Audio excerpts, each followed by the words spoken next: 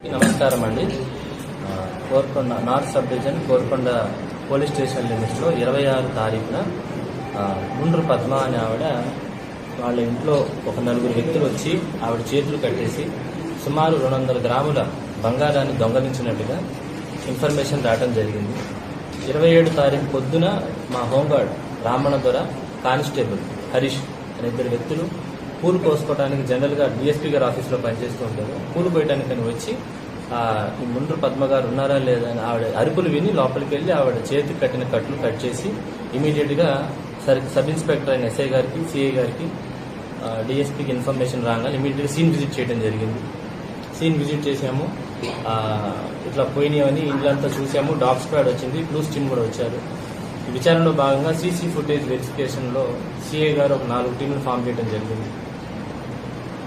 CCTV ఫుటేజ్లు చూడగా ఏం జరిగిందంటే వాళ్ళ ఇంట్లో ఉన్న సీసీ కెమెరాలోనే ఆవిడే సీసీటీవీ ఫుటేజ్లన్నింటినీ కవర్ చేసినట్టుగా, మొత్తం ఇంట్లో అంతా చిందరవందరగా వేసినట్టుగా, మళ్ళీ ఆ వైర్లన్నీ కట్ చేసినట్టుగా క్రియేట్ చేయడము.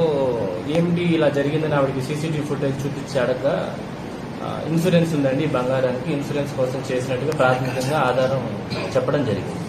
సో ఇటువంటి ఫాల్స్ కేసు ఇచ్చిన ముండ్రు పద్మ మీద ఖచ్చితంగా చర్యలు తీసుకుంటారు. ఈ కేసుని చాలా చాకచక్యంగా చేసిన సిఐ కోరుకొండని అండ్ వాళ్ళ టీంని అభినందిస్తూ ఎస్పీ గారు కూడా రివార్డు ప్రకటించడం జరిగింది. అండ్ ముందు కూడా ఎవరు ఇలాంటి తప్పుడు కేసులు పెట్టకుండా వాళ్ళ మీద ఎవరైతే ఇప్పుడు కంప్లైంట్ ఉన్నారో ముండ్రు పద్మ మీద ఖచ్చితంగా క్రమశిక్షణ చర్యలు తీసుకుంటాము. కోర్టు ఆదేశాల మేరకు ఆవిడ మీద శిక్షలు ఎటువంటి చర్యలు తీసుకోవాలనేది పై అధికారులు చెప్పి కోర్టు డైరెక్షన్ ప్రకారం ఆవిడ మీద యాక్షన్ తీసుకుంటాం. సార్ ఓన్లీ ఇన్సూరెన్స్ కోసమేనా సార్, లేకపోతే ఇందులో